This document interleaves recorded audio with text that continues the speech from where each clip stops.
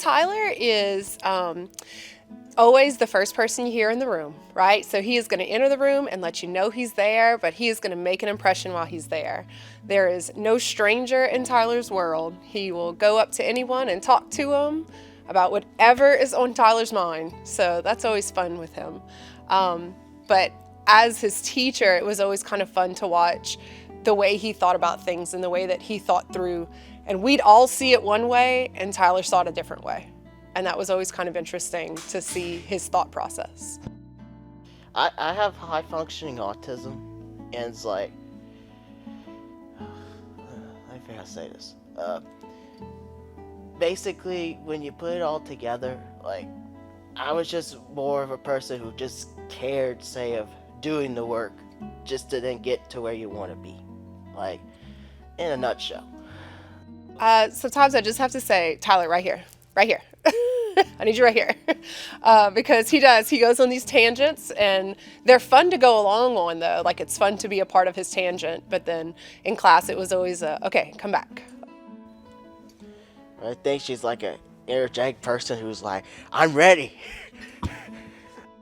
Before I saw her, I was more of like a person that was, okay, like I talked and that, but I wasn't one who's just like, okay, hey, I'm here. Not that kind of, wasn't really that kind of person. But then, once after seeing her, then it's like, it took me into being a more of an energetic person, if you get what I'm saying. So Tyler has talked about going into education. He wants to be a history teacher. And we as teachers have actually talked about the idea of Tyler being a history teacher and how that is a different history class than anyone had ever taken. And what a blessing that would be to those kids that get to go on that adventure and hear the story of history from Tyler's point of view. Because he's a good storyteller, and that's a lot of what history is telling stories. So I think he'd be great in that aspect. Like, be like a history teacher for, like, say, like somewhere in the secondary setting. While teaching him, we were doing student council elections, like signing up for student council, and he was all in. He was like, I am doing that. And I was like, yeah, let's do it, like, be a leader. And then he decided to be an officer and really stepped up and was like, I want to be on the executive board and I want to do it.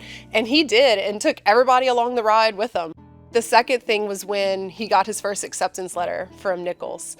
That was just such a cool moment, right? So, like, we kind of had been building to this point of what's next. And it was like, finally we knew, like, all right. I would more try to find a house that's not that's going to get drowned away. That's one.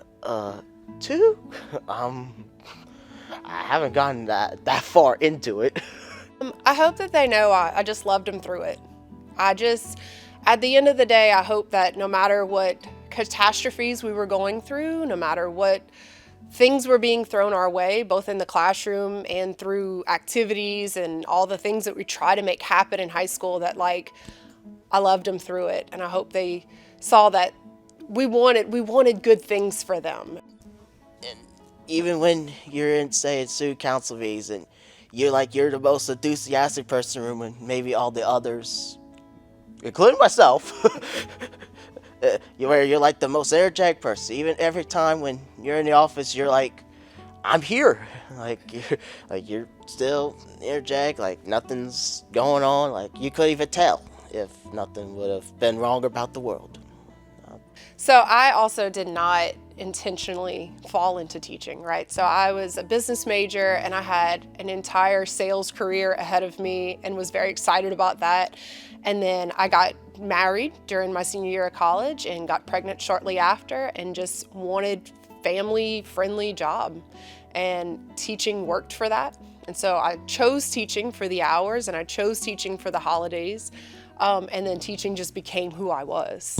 And it's funny because, like, I chose teaching for family, but then South Terrebonne became my family. Like, that is home. And even through all the craziness that has been the storm and everything, it's still home. Like, that's still home. And we joke about, oh, what else would we do? But I really can't imagine that not being home for me anymore.